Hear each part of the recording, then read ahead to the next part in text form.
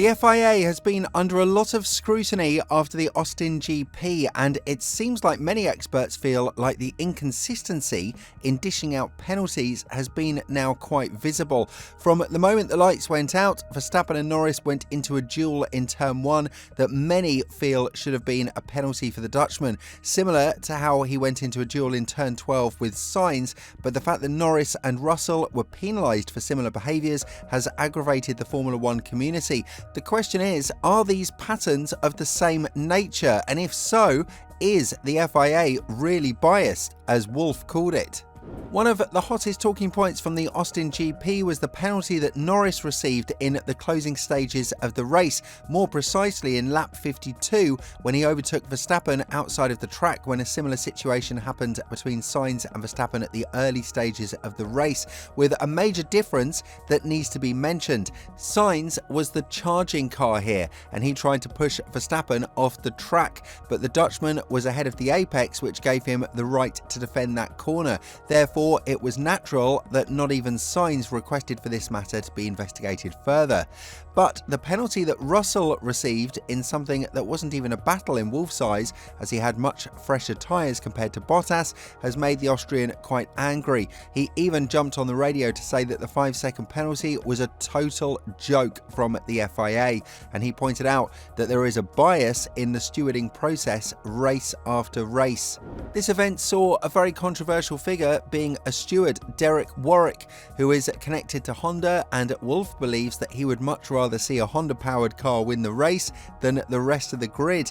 When talking about the penalty that Russell received in Austin, something to which the Brit was quite confused and replied with a simple "what" when he was told that he was being penalised for the action against Bottas, Wolff said Verstappen didn't get a penalty, and at the end, Lando got a penalty for being forced off and overtaking on the outside. I guess it's a bit biased decision making, but I'm not surprised.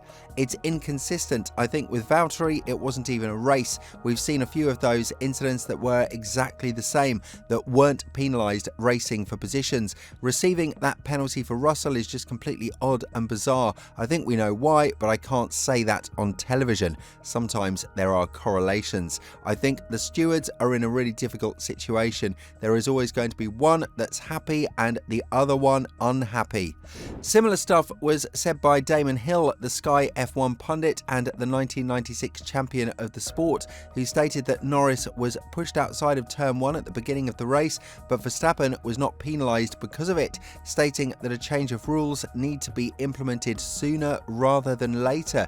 Elaborating further, Damon Hill said, "I'm not convinced the stewarding was consistent in that race, but Lando went deep to pass and did so off track. That said, Max did not give him room on the exit and barged him off the track in turn 1, lap 1. The rules need to be better." And that is obviously something that needs to be fixed, because many experts now believe having the front of your car at the apex is encouraging drivers to just plunge in the inside, careless of whether or not they're going to make the corner, because the driver who is next to them would have to back down. This was the case with Norris and Verstappen at turn 1 at the beginning of the race, something that cost the Brit a lot more than the Dutchman, as Ferrari capitalised on the entire situation rapidly. While it's easy to understand why these rules need to be changed, the situation from the racing perspective might have to be changed as well, as Andrea Stella is now defending the Red Bull driver and his antics, further stating, "If I were a journalist, I would have done a bit of statistics of how many times Max has used this way for defending. I think both cars go off track, so I think both cars are gaining an advantage if there is an advantage gained." A similar situation emerged throughout the 2021 Interlagos GP, but here Hamilton knew better to not fight, back off and just wait for a better opportunity. The fact that Norris was not in the gravel and hasn't lost too much grip on his tyres in Austin was also helpful a lot, but nevertheless it goes to show that he still has a lot of learning to do in order to challenge Verstappen for the championship. The explanation arrived from the FIA very shortly after the incident with Verstappen and Norris, and in their official statement the governing body explained as to why the car number 4 received a penalty for something that the car number 1 has done quite a few times, but in a tad different manner, further stating the stewards received positioning, marshalling system data, video and in-car video evidence. Car 4 was overtaking Car 1 on the outside, but was not level with Car 1 at the apex. Therefore, under the driving standards guidelines, Car 4 had lost the right to the corner. Accordingly, as Car 4 left the track and returned in front of Car 1, it is deemed to be a case of leaving the track and gaining and lasting an advantage. A 5-second penalty is imposed instead of the 10-second penalty recommended in the guidelines, because having committed to the overtaking move on the outside, the driver of Car 4 had little alternative other than to leave the track because of the proximity of Car 1, which had also left the track. In view of the above, we determine that this will not count as a track limit strike for Car 4. As for the FIA stewards, there is an argument that the bias is present, as Wolff mentioned, because they've been very easy to give out penalties to Tsunoda, Russell and Norris, but weren't even willing to conduct an investigation in the case of Verstappen's hard racing with Norris and Sainz on 3 occasions. While we're not saying that he was in the wrong, quite the contrary, after reviewing the replays, we've seen that there is an argument on his side that we can't deny. The FIA not even looking at it properly goes to show that maybe the connection with Honda did cost McLaren some efficient points in the championship. Lando Norris also felt that the stewards have brought the decision to give him the 5-second penalty a bit too early in the race, not investigating it properly, and while he could also blame his team for not giving him the right information when it comes to him being ahead of Verstappen in turn 12, the Brit didn't shy away from dropping the truth bomb on the FIA. Elaborating further on his battle with Verstappen and how the FIA fixed that, Norris said, "Verstappen went off track because he over-defended and he made a mistake, but he has gained from that. I had to go off to avoid him. With Max, you've got to commit. You cannot go half-hearted, and people don't understand that kind of thing.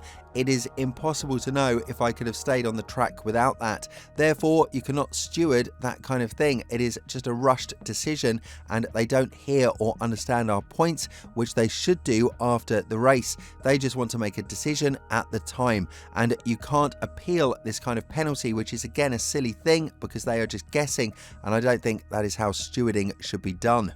As for Verstappen, he was adamant that the same situation happened to him back in 2017 at the same circuit, something for which he was penalised and lost the podium to Raikkonen. So while he understands the frustration of Norris, he does not agree that they are in the right to complain about the outcome of the race and the stewarding.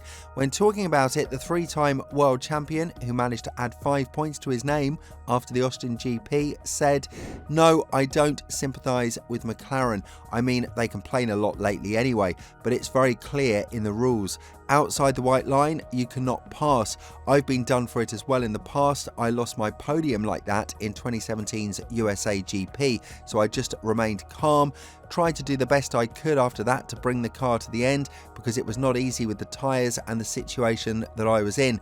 Overall, I still really enjoyed the battle we had." With all this in mind, what do you think about the stewarding in Austin, and more importantly, do you think that certain changes need to be made regarding the consistency of dishing out penalties? Let us know what you think in the comments below, and once you've done that, have a look at the video that's appearing on your screen right now.